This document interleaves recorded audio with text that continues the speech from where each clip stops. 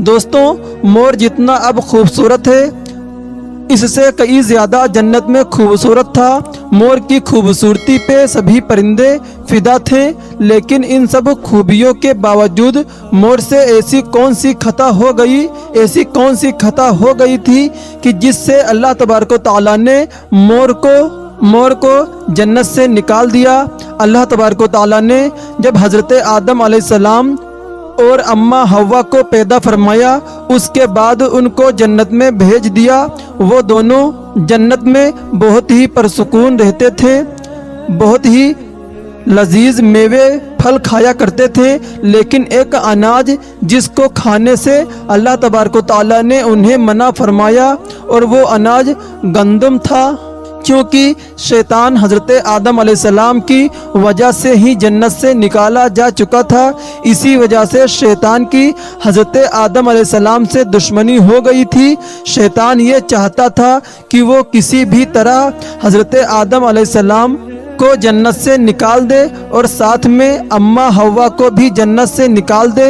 جب شیطان کو یہ خبر ہوئی کہ حضرت آدم علیہ السلام کو تمام میوے کھانے کی اجازت ہے لیکن گندم کھانے کی اجازت نہیں ہے، شیطان نے انتقام کی آگ دل میں لیے ہوئے جنت کے دروازے کے پاس بیٹھ گیا، اور تقریباً بتایا جا رہا ہے کہ 3 سال تک وہاں پر بیٹھا رہا۔ شیطان وہاں پر بیٹھا رہا کہ کوئی جنت کے دروازے سے باہر آئے اور شیطان اس سے بات کر سکے۔ ایک دن اچانک سے مور جنت سے باہر آ گیا۔ شیطان اس کو دیکھتے ہی بہت خوش ہوا، تو شیطان نے پوچھا، اے خوبصورت پرندے، تم کون ہو؟ مور بولا، میں مور ہوں، اب تم اپنا تعارف کراؤ۔ شیطان نے جواب دیا کہ میں عالم قروبیہ کا ایک فرشتہ ہوں، میں اللہ تبارک و تعالیٰ کی عبادت سے ایک پل بھی غافل نہیں ہوں، اور میں چاہتا ہوں کہ میں جنت میں جاؤں، وہاں کی نعمتوں کا اپنی آنکھوں سے مشاہدہ کروں۔ شیطان مور سے کہنے لگا کہ تم مجھے جنت کے اندر لے جاؤ، میں تمہیں 3 ایسی باتیں بتاؤں گا جس سے تمہیں بہتر زندگی حاصل ہو جائے گی، تمہیں بڑھاپا اور بیماری نہیں آئے گی، تم ہمیشہ جنت میں ہی رہو گے۔ شیطان کی یہ باتیں سن کر مور نے لالچ میں آ کر کہا کہ مجھ میں تو اتنی طاقت نہیں ہے کہ میں تمہیں جنت کے اندر لے جاؤں، لیکن ایک سانپ میرا دوست ہے، وہ شاید تمہاری مدد کر سکے۔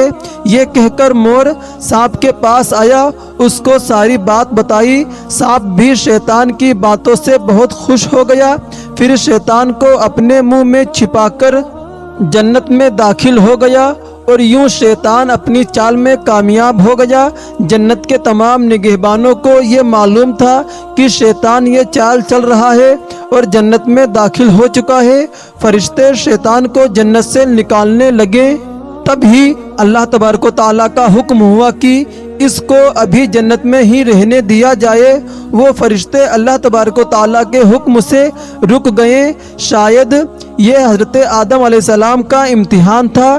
شیطان حضرت آدم علیہ السلام اور اماں حوا کے پاس جا کر اپنی محبت کا اظہار کرنے لگا۔ وہ دونوں ہی شیطان کو پہچان نہ سکے، کیونکہ ماضی کے مقابلے میں شیطان کی شکل تبدیل ہو چکی تھی۔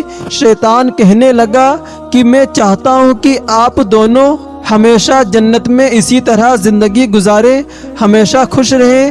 حضرت آدم علیہ السلام اس کی بات بہت غور سے سننے لگے۔ شیطان نے کہا، اگر آپ میری بات مان جائیں تو آپ کو جنت کی اور بھی تمام سہولتیں ملیں گی۔ حضرت آدم علیہ السلام کے بہکاوے میں آ کر کہنے لگے، شیطان کے بہکاوے میں آ کر کہنے لگے، یہ کس طرح ممکن ہے؟ شیطان کہنے لگا، ایک گندم کا دانہ اگر آپ دونوں چکھ لیں تو آپ کو ابدی حیا حاصل ہو جائے گی اور آپ جنت میں ہی رہیں گے۔ یہ بات سن کر حضرت آدم علیہ السلام کے دل میں رجحان پیدا ہوا، لیکن ان کے دل میں اللہ تبارک و تعالیٰ کی نافرمانی کا خوف غالب آ گیا۔ جبکہ اماں حوا شیطان کی باتوں میں آ گئیں جس پر اماں حوا نے حضرت آدم علیہ السلام کو راضی کر لیا۔ پھر اس کے بعد ان دونوں نے ایک گندم کے دانے کو چکھ لیا۔ جیسے ہی گندم کا دانہ ان کے اندر گیا تو دونوں کے جنتی لباس اتر گئے اور خوف خدا سے کانپنے لگے۔ اسی دوران اللہ تبارک و تعالیٰ نے فرشتوں کو یہ حکم دیا کہ حضرت آدم اور حوا کو دونوں کو زمین پر اتار دو۔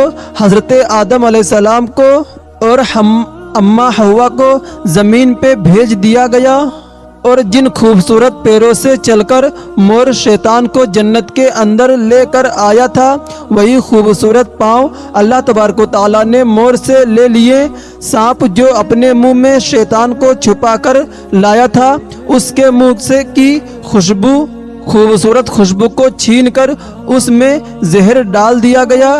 پھر مور کے ساتھ ساتھ سانپ کو بھی جنت سے نکال دیا گیا۔ اللہ اکبر۔ دوستوں، اگر یہ واقعہ آپ کو پسند آیا ہے تو پلیز کمنٹ باکس میں آمین ضرور لکھیں، اور اگر آپ بھی چاہتے ہیں کوئی واقعہ ہمارے چینل سے شیئر کروانا تو پلیز ہمارے کمنٹ باکس میں ضرور بتائیں۔ اسی طرح کی روزانہ واقعات سننے کے لیے ہمارے چینل کو سبسکرائب کریں اور بیل آئیکن کو بھی دبائیں تاکہ ہماری جو نئی ویڈیو اپلوڈ ہوں سب سے پہلے آپ تک نوٹیفیکیشن پہنچ سکے۔